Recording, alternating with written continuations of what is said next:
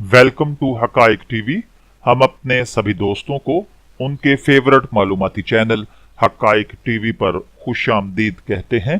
प्यारे दोस्तों, क्या आप जानते हैं कि खून का अतिया करना तारीख में कब, क्यों और कैसे शुरू हुआ?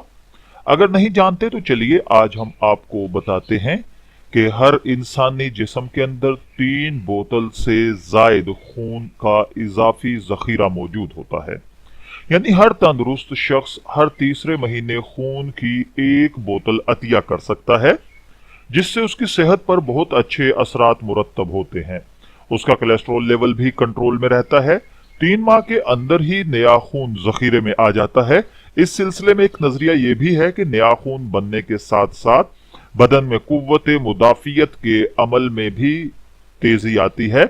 मुशाहिदा भी यह है कि जो सेहतमंद अफराद हर तीसरे माह खून का अतिया देते हैं, वो ना तो मोटापे में मुब्तला होते हैं और ना ही उन्हें कोई बीमारी लाहक होती है। लेकिन इंतकाल खून से पहले खून की मुकम्मल जांच पड़ताल जरूरी होती है, क्योंकि बहुत सी मोहलक बीमारियां जैसे एड्स और हेपेटाइटिस जैसे अमराज इंतकाल खून की वजह से ही एक दूसरे को मुंतकिल होते हैं।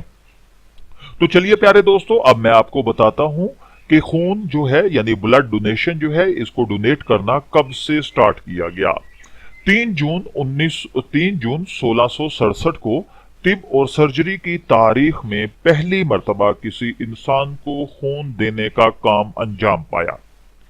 यह अमल एक फ्रांसीसी डॉक्टर ने अंजाम दिया। मरीजों को खून देने के अमल से तिब की दुनिया में एक अजीम इनकलाब बरपा हुआ, क्योंकि उस वक्त तक बहुत से मरीज खून की कमी या बदन से बहुत ज्यादा ब्लीडिंग हो जाने की वजह से अपनी जान से हाथ धो बैठते थे।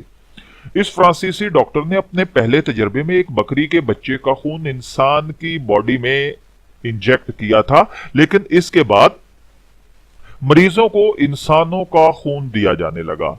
यूरोप में आपस की जंगों के दौरान एक फ्रांसीसी डॉक्टर ने इंतकाल खून की पहली कोशिश की थी, लेकिन वो ज्यादा कामयाब नहीं हुई। उस वक्त तक खून के ग्रुप ए बी और ओ का इल्म भी नहीं था, और ना ही उनकी झेली मस्बत और मनफी अज्जा का इल्म था। जैसे जैसे तिब्बी उलूम में तरक्की होती रही, ब्लड के ग्रुप्स, उनके दीगर फैक्टर्स और उनमें मुताबकत का इंकशाफ होता रहा। कौन से ग्रुप वाला किस फैक्टर के हामिल को ब्लड डोनेट कर सकता है, जिससे कि किसी मुतलका फर्द के बदन में कोई रद्द अमल ना हो। 1930 में यानी 1930 में इंतकाल खून के सिलसिले में इंस्टीट्यूट ऑफ मेडिकल साइंस ने मॉस्को में एक अनोखा तजर्बा किया। एक 60 साल फर्द जो एक हादसे में मर चुका था, 12 घंटे के अंदर उसका खून एक ऐसे नौजवान की बॉडी में इंजेक्ट कर दिया गया कि वो बहुत ज्यादा ब्लीडिंग की वजह से मौत के करीब था, और उसे ये ब्लड लगा देने की वजह से उसकी जान को बचा लिया गया।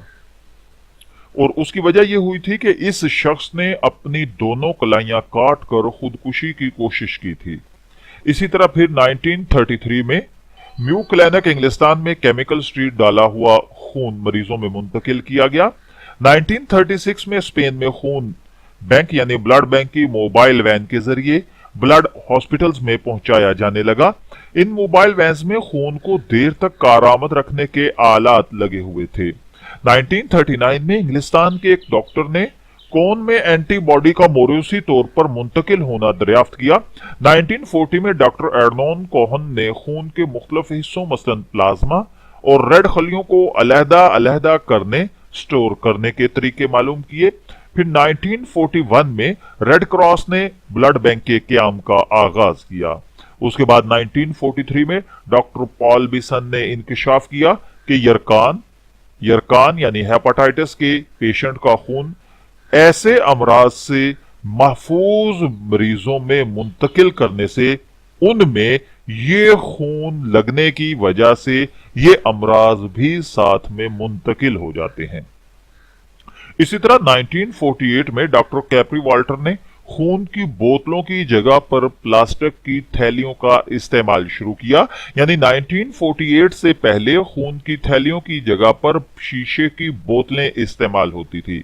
और इसी तरह दुनिया के पहले ब्लड बैंक का क़याम का सेहरा एक कैनेडियन डॉक्टर नॉर्मल मैथोन के सर है, जिसने हस्पानवी जंग के दौरान इसे कायम किया। उसके बाद पहली जंग अजीम के दौरान बैंक में स्टोर किए गए ब्लड को पेशेंट्स की जान बचाने के लिए यूज किया गया। अलबत्ता बाकायदा रजाकाराना तौर पर खून के एहतियात स्टोर करने के लिए पहला ब्लड बैंक 1922 में इंग्लिस्तान में कायम हुआ था। सोवियत यूनियन पहला मुल्क था जिसने हॉस्पिटल में दाखिल मरीजों को फराहमी खून के लिए दुनिया का पहला ब्लड बैंक बनाया था।